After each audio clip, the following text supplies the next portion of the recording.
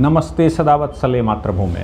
आज हम लोग बात करने वाले हैं ऑनरेबल सुप्रीम कोर्ट के 2 जजेस की बेंच ने आज जिस प्रकार से एक नया सिनेरियो खड़ा किया है, ख़ास तौर से उन लोगों के लिए ये बहुत इम्पॉर्टेंट है जो चाइल्ड वेलफेयर के लिए काम करते हैं। उन लोगों के लिए बहुत इम्पॉर्टेंट है जो बच्चों की प्रॉब्लम्स को लेकर जाते हैं पुलिस स्टेशन, और पुलिस स्टेशन में उनके साथ क्या नहीं होता।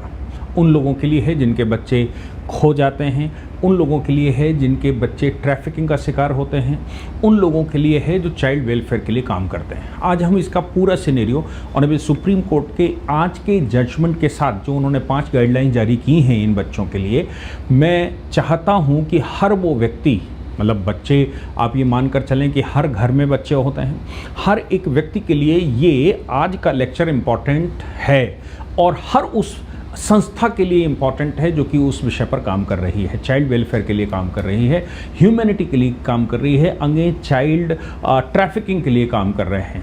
हम कॉन्स्टिट्यूशन के आर्टिकल 22 को जानते ही हैं, आर्टिकल 23, 24 को जानते हैं, आर्टिकल 21 में इस तरह की व्यवस्था दी है और आर्टिकल खास तौर से 23, 24 में इस तरह की व्यवस्था दी है। लेकिन फिर भी आज़ादी के 80 वर्ष होने के बाद, लगभग 80 वर्ष होने के बाद भी हम इन विषयों पर सही से क्यों नहीं कर पाए? आज सुप्रीम कोर्ट को क्यों ऐसा डायरेक्शन देना पड़ा? वो डायरेक्शन कितना फ्रूटफुल होगा, ये भी एक सवाल है। मैं समझता हूँ कि हमारे देश में जो डेटा कहता है, एक वर्ष में लगभग 50,000, 47,000 से 50,000 बच्चे गायब हो जाते हैं। जिस देश का 50,000 बच्चा हर वर्ष गायब होता हो, और वो गायब होने मतलब उसकी किडनैपिंग हो जाती है, वो खो जाता है, वो मिसिंग हो जाता है। 50,000 बच्चा, वो किसी का भी बच्चा हो सकता है, आपका, हमारा, अड़ोसी का, पड़ोसी का, किसी का भी बच्चा हो सकता है। क्या स्वतंत्रता से इस देश में जो बच्चा घूम रहा है उसकी सिक्योरिटी प्राइमरी कंसर्न नहीं है? और अगर ऐसा कुछ हो गया है तो क्या पुलिस डिपार्टमेंट या फिर जो तमाम एजेंसियां इस पर काम करती हैं, उन एजेंसियों के लिए क्या इम्पोर्टेंट नहीं है? सबसे पहला हम लोग जानने की कोशिश करेंगे कितने प्रकार की एजेंसियां हैं जहां पर आप जा सकते हैं। राज्य की एजेंसियां, केंद्र की एजेंसियां, नोडल एजेंसियां जो चाइल्ड वेलफेयर के लिए काम करती हैं, जो इन विषयों पर काम करती हैं कि बच्चे अगर खो जाएं तो बच्चों को खोने की रिपोर्ट कहां होगी, उन एजेंसियों का इंटीग्रेशन कैसे होगा, वो एजेंसियां एक दूसरे से कोऑर्डिनेट क्यों नहीं करती? जिसके पास कंप्लेंट चली गई वो अपनी अलग डेटा मैनेज करता है। ये तो 47,000 से 50,000 की वो बात है जो सुप्रीम कोर्ट ने टैगलाइन में लिखा, और सुप्रीम कोर्ट ने लिखा कि हमारे पास जो सूचना है वो उसमें 47,000 बच्चे पिछले साल गायब हो गए थे, और इन बच्चों के लिए एक इंटीग्रेटेड प्रोग्राम क्यों नहीं बनता? सुप्रीम कोर्ट ने जो कहा वो डेटा है जो उनको उपलब्ध हो गया। उसके बाद उन्होंने उसमें डायरेक्शन दिया कि ये और डेटा और एजेंसियों का डेटा इकट्ठा किया जाए और वो सारा एक डेटा इकट्ठा करके इंटीग्रेटेड करके हमको दिया जाए। हम उस पर कार्रवाई आगे करना चाहते हैं। यानी कि 47,000 NCPCR का डेटा हो सकता है, 47,000 वो डेटा हो सकता है जो पुलिस स्टेशन से लिया गया हो। अभी तमाम NGOs के पास जो डेटा रहता है, बहुत सारे लोग जो गरीबी की वजह से पुलिस स्टेशन की शक्ल ही नहीं देखते, या फिर ऐसे बहुत सारे लोग जिनकी एक्सेस पुलिस स्टेशन तक नहीं होती है, बड़े गैंग छाए हुए हैं, वो पुलिस स्टेशन तक पहुँच नहीं देते, ऐसा बहुत सारा डेटा हो सकता है। मेरा अनुमान ये है कि इन सबको मिलाकर मैं समझता हूँ 1 लाख तक डेटा पहुँच सकता है। हालांकि कोई कंफर्मेशन नहीं, लेकिन 47,000 की कंफर्मेशन सुप्रीम कोर्ट ने दी है। अब उन एजेंसियों की बात हमको करनी होगी जो एजेंसियां हमारे यहाँ काम करती हैं, और वो काम जो एजेंसियां हमारे यहाँ काम करती हैं वो किस लेवल पर काम करती हैं, ये भी हमारे लिए एक कंसर्न है। उनका अपना फंक्शन क्या है, उनकी अपनी ड्यूटीज़ क्या हैं, उनका अपना रोल क्या है। आइए हम लोग इन एजेंसियों को चेक करते हैं, क्रॉस चेक करते हैं। पहला, सेंट्रल की हमारे पास एजेंसियां हैं। मिनिस्ट्री ऑफ होम अफेयर्स, हम सब जानते ही हैं ministry of home affairs in विषयों पर काम करती है। मिनिस्ट्री ऑफ होम अफेयर्स की नोडल फेडरल अथॉरिटी है, और नोडल फेडरल अथॉरिटी के तहत वो AHTU फंडिंग यानी कि finance for the setup of specialised anti human trafficking units पूरे देश में डिस्ट्रिक्ट वाइज वही फंडिंग करते हैं। डेटाबेस के लिए CCTNS यानी कि पुलिस का डेटा इकट्ठा किया जाए और चाइल्ड ट्रैफिकिंग फ्रेमवर्क के साथ उसको इंटीग्रेट किया जाए, इसके लिए होम अफेयर्स काम करती है। हमारे पास दूसरी जो सबसे बड़ी एजेंसी है वो NCPCR है, नेशनल कमीशन है, ये national commission for protection of child right. ये national protection of child right, ये पॉक्सो पर काम करते हैं, ये JJ एक्ट पर काम करते हैं। और आपने अक्सर सुना होगा कि किसी बच्चे के इस तरह का कोई बात आती है तो NCPCR एक्टिव हो जाती है, चाहे वो चर्चों के अंदर की बात हो, चाहे मदरसों के अंदर की बात हो, चाहे स्कूलों के अंदर इस्लामिक एजुकेशन की बात हो, स्कूलों के अंदर इल ट्रीटमेंट की बात हो बच्चों के साथ, या बच्चों के किसी भी प्रकार के आगे पीछे या उनके भविष्य के साथ खिलवाड़ की बात हो, तो NCPCR यानी कि प्रोटेक्शन ऑफ चाइल्ड राइट का जो नेशनल कमीशन है वो हमारे पास है।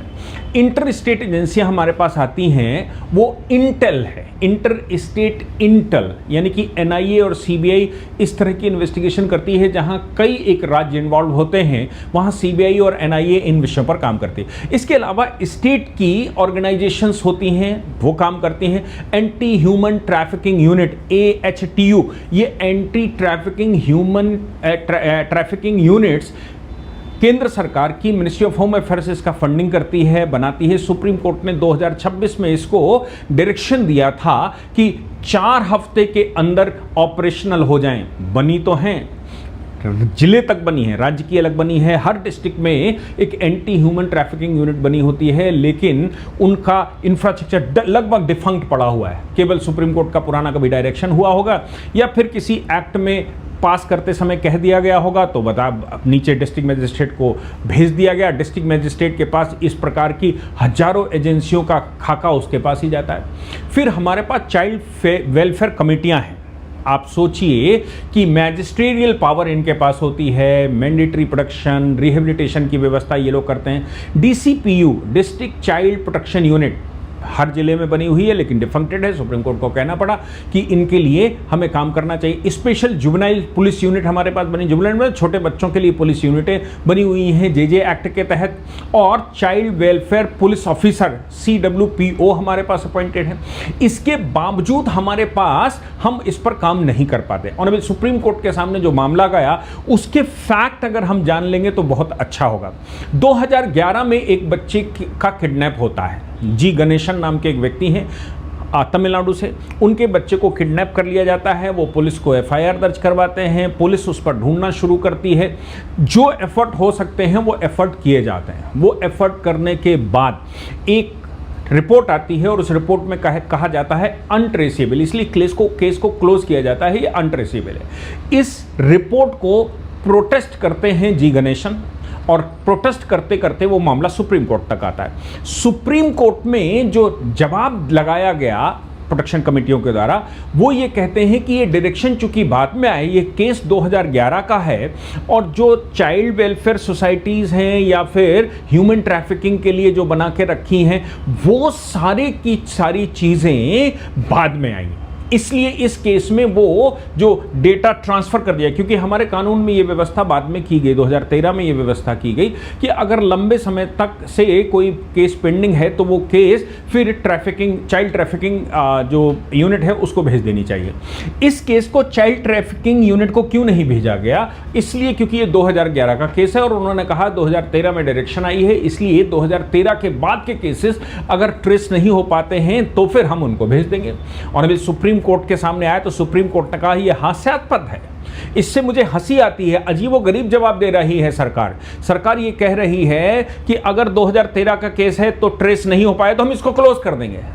ऐसा कैसे हो सकता है? हालांकि पहले से BNS में व्यवस्था इस तरह की है, सेक्शन 143, 144, 139, सेक्शन 98, 99, इसमें trafficking, child trafficking, sexual exploitation, kidnapping और इसके अलावा सेलिंग और बाइंग ऑफ चाइल्ड की व्यवस्था दे रखी है, जिसमें 7 साल से देकर लाइफ इंप्रिजनमेंट तक का अलग अलग प्रावधानों में व्यवस्था है। इसके अलावा हमारे पास पॉक्सो एक्ट 2012 में बना, JJ एक्ट दोबारा 2015 में बना, और इसके अतिरिक्त हमारे पास तमाम इन्फोर्समेंट एजेंसियां हमने बना के रखी। AHTU, जैसा मैंने कहा कि human trafficking unit, anti human trafficking unit, child welfare committee CWC, DCPU यानी कि डिस्ट्रिक्ट यूनिट बनाकर रखी हैं चाइल्ड प्रोटेक्शन यूनिट की। और जस्टिस एहसानुद्दीन अमानुल्लाह की अदालत में ये मामला पहुंचा तो उन्होंने कहा कि भाई मुझे समझ नहीं आता कि ये कैसा है।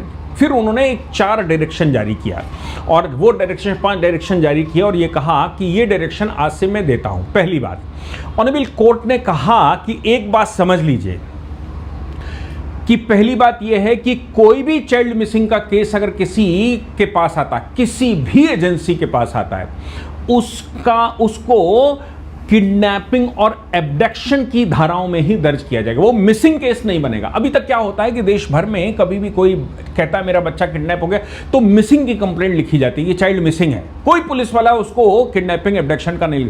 अब से, आज से सुप्रीम कोर्ट ने चूंकि कह दिया है, ऑर्डर कर दिया है, इसलिए आज से अगर कोई मिसिंग कंप्लेंट किसी थाने में, किसी भी यूनिट में, किसी एजेंसी के पास जाती है तो उस एजेंसी की ये जिम्मेदारी बनेगी कि वो उस मामले में G Ganesan versus state of Tamil Nadu, इस केस में सुप्रीम कोर्ट ने डायरेक्शन दिया कि सबसे पहले जो शुरू होगी कार्रवाई वो ये मानकर होगी, प्रिज्यूम करके होगी कि बच्चे की ह्यूमन ट्रैफिकिंग हो गई है, बच्चे को किडनैप कर लिया गया है या फिर बच्चे को एब्डक्ट कर लिया गया है, यानी कि उसका व्यपहरण या अपहरण हो गया है। यहां से शुरुआत होगी, अब मिसिंग कंप्लेंट नहीं लिखेंगे। मैं समझता हूं कि ऑनरेबल सुप्रीम कोर्ट का ये अपने आप में एक अभूतपूर्व आदेश है जिसमें उन्होंने इसको पैन इंडिया लागू करने की बात कही है। G Ganesan versus state of Tamil Nadu 2026 के जजमेंट में जो उन्होंने ब्रेक थ्रू दिया है उसमें यह कहा है कि ये जो रूलिंग है ये पैन इंडिया लागू होगी।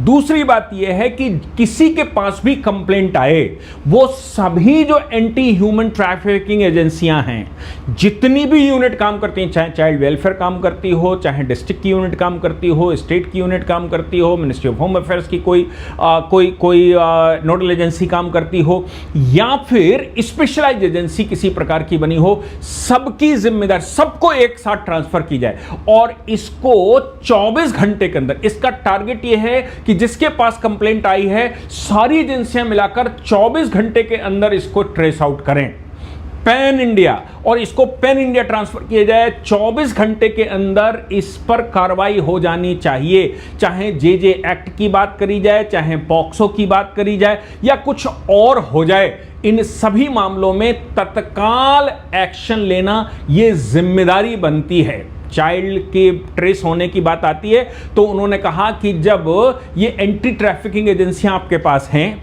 तमाम तरह की नोडल एजेंसियां हैं, तमाम तरह के NGOs आपके पास हैं, तो फिर इनकी रिपोर्टिंग एक साथ क्यों नहीं होती। फिर उन्होंने कहा कि केंद्र सरकार को लिखा कि इनका सबका डेटा, जितनी एजेंसियां काम कर रही हैं, इनका सबका डेटा एक प्लेटफॉर्म पर इकट्ठा होना चाहिए। ऐसा मैं आदेश देता हूं, ऐसा कोई प्लेटफॉर्म बनाइए जिसमें किसी का भी डेटा हो, वो जो भी कंप्लेंट आई हो वो सबके पास एक साथ ट्रांसमिट हो और एक प्लेटफॉर्म पर हो, ताकि बाकी लोग NGOs भी उस पर काम कर सकें जो कि उस पर काम कर रहे हों। और इसके अलावा जो भी इसमें इससे पहले हो चुका है उन सभी पर इंटर स्टेट एडॉप्शन की बात आती हो, वेलफेयर सुप्रीमेसी की बात आती हो, एजेंसी रेगुलेशन की बात आती हो और FIR मैंडेटरी करने की बात करी। हालांकि 2013 में ही ऑनरेबल सुप्रीम कोर्ट इस बात को कह चुका है बचपन बचाओ आंदोलन वर्सेस यूनियन ऑफ इंडिया के केस में कि कोई भी केस आता है तो मैंडेटरी है कि आप एक FIR लिखें। आप मिसिंग कंप्लेंट मत लिखिए,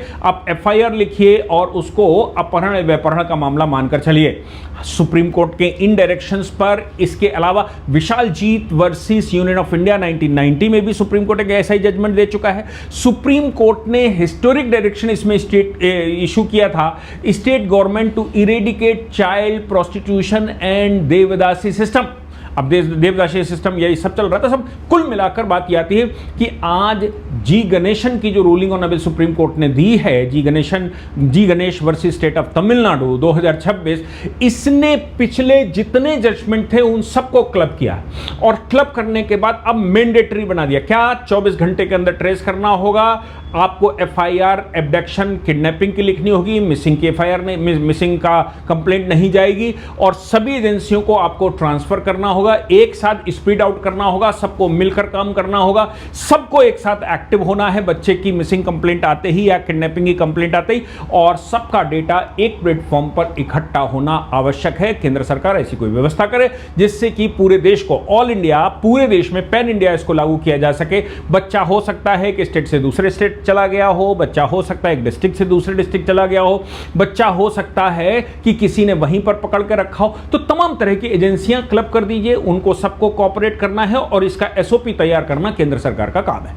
मैं समझता हूं कि ऑनरेबल सुप्रीम कोर्ट ने आज की ये जो रूलिंग दी है ये हर उस व्यक्ति के लिए इंपॉर्टेंट है जो कि इन विषयों पर काम कर रहा है या इन विषयों की चिंता जिसको है, उन सब के लिए ये एक लैंडमार्क रूलिंग है। तो मैं समझता हूं कि जब भी कोई व्यक्ति पुलिस स्टेशन जाए, जब भी कोई व्यक्ति बच्चे की कंप्लेंट लेकर जाए, तो ये वाला जो वीडियो आज जो ये लेक्चर है, ये लेक्चर में पीछे जो पीपीटी आपको दिखाई दे रही हैं उनमें लगातार मैं वो हैं कि कौन से प्रावधान में क्या क्या हुआ है और कब कब कब डायरेक्शन दिया है, इनको लेकर जाइए और उनसे कहिए कि किडनैपिंग का मुकदमा लिखा जाएगा, मिसिंग नहीं लिखी जाएगी।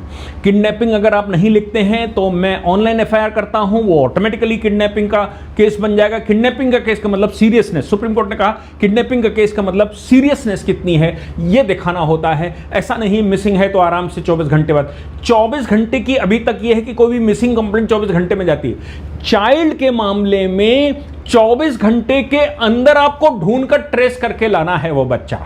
अब 24 घंटे बाद कंप्लेंट नहीं ली जाएगी, 24 घंटे कंप्लेंट जाने के, पुलिस स्टेशन पहुंचने के 24 घंटे के अंदर आपको ट्रेस करके लाना है और बच्चे को उनके मां बाप से मिलवाना है। चाहे वो मिसिंग का केस हो, खोने का केस हो, लेकिन आपको वो किडनैपिंग का ही केस बनाना है। मैं समझता हूं अब नई धारा शुरू हुई है। इस नई धारा से मतलब एक नया पैगाम है और इसको सिस्टमेटिक अब नए सिरे से मुझे लगता है बीएनएसएस में, बीएनएस में और बाकी पॉक्सो के लॉ हैं, जे का, इन सब में एक संशोधन करने की आवश्यकता केंद्र सरकार को पड़ेगी और इस पर कुछ रेगुलेशन बनाने की आवश्यकता पड़ेगी, जिसकी उम्मीद की जाती है कि केंद्र सरकार बहुत जल्दी इसको बनाकर दे देगी। लेकिन अभी तक यह है कि आपका मुकदमा किडनैपिंग का होगा और 24 घंटे के अंदर ट्रेस होगा, सभी एजेंसियों को ट्रांसफर होगा, पूरे देश में सर्कुलेट किया जाएगा और एक जगह उसका डेटा इकट्ठा होगा ताकि सब वहां से एक्सेस कर सकें। ये सुप्रीम कोर्ट की अब बेस्ट डायरेक्शन आई है जिसका मैं स्वागत करता हूं। जय हिंद, जय भारत, वंदे मातरम।